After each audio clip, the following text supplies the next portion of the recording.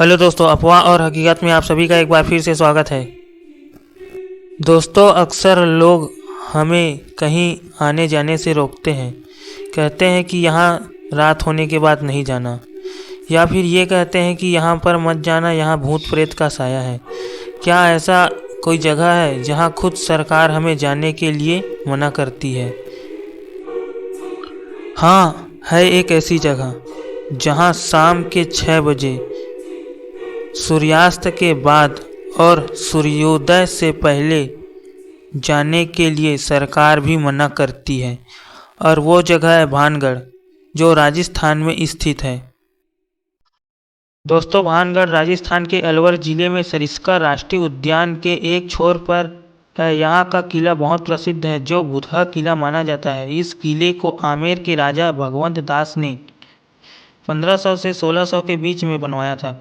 भगवंत दास के छोटे बेटे मुगल शहंशाह अकबर के नवरत्नों में शामिल मान सिंह के छोटे भाई माधो सिंह ने बाद में भानगढ़ को अपना रिहाइश बना लिया। माना जाता है कि इस किले की कहानी और इसके रहस्यमय श्राप ने इसे एक रहस्यमय और डरावना स्थल बना दिया है। यहाँ रात के समय जाना पूरी तरह वर्जित है। इस किले का इतिहास रहस्यमय कहानियों से भरा हुआ है और इसके पीछे अनेकों तरह की कहानी प्रचलित है, जो बहुत ही दिलचस्प है। पहली कहानी संत बलुनाथ से जुड़ी हुई है। जब भानगढ़ किले का निर्माण कराया जा रहा था, तब बलुनाथ ने, जो एक तपस्वी थे, उन्होंने यह शर्त रखी थी कि महल की छाया उनके ध्यान स्थल पर नहीं पड़नी चाहिए। जब किले का निर्माण पूरा हुआ तो उसकी छाया बलुनाथ के ध्यान स्थल पर पड़ गई। इस छाया के पड़ने से संत नाराज हो गए और उन्होंने क्रोधवश भानगढ़ किले को श्राप दे दिया कि भानगढ़ किला पूरी तरह से तबाह हो जाए, नष्ट हो जाए। दूसरी कहानी जो बहुत ज़्यादा प्रचलित है, और वो है राजकुमारी रत्नावती की कहानी। राजकुमारी रत्नावती बहुत ही ज़्यादा सुंदर थी। वो भानगढ़ की राजकुमारी थी और उनकी सुंदरता के चर्चे दूर दूर तक होते थे। उनसे विवाह करने के लिए कई राजा महाराजा आतुर थे। उनके स्वयंवर की तैयारी चल ही रही थी। इसी बीच एक तांत्रिक सिंधिया नाम की, जो तांत्रिक क्रिया जानते थे, उनकी नज़र राजकुमारी रत्नावती पर पड़ गई और वो उन्हें पाने के लिए पागल हो गया।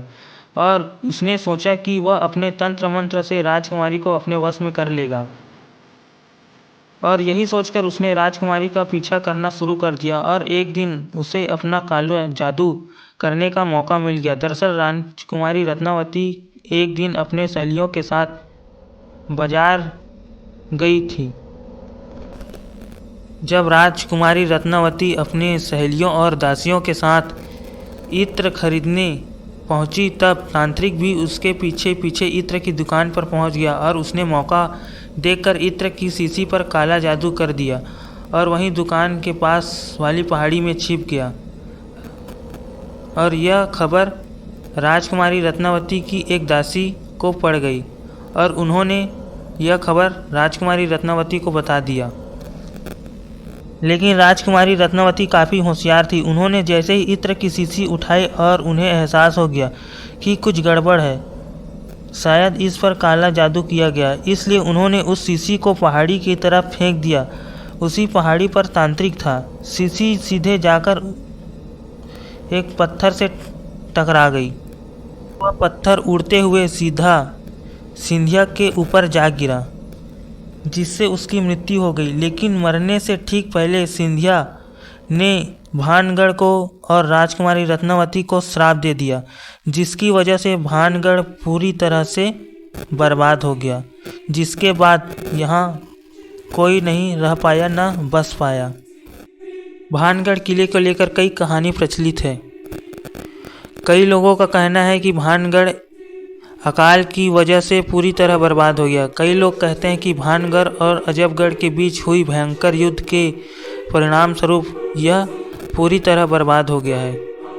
तो क्या है भानगढ़ की असली सच्चाई? यह ठीक से आज तक किसी ने नहीं बता पाया, ना कोई जान सका, क्योंकि इसके लिखित दस्तावेज आज तक कहीं नहीं है।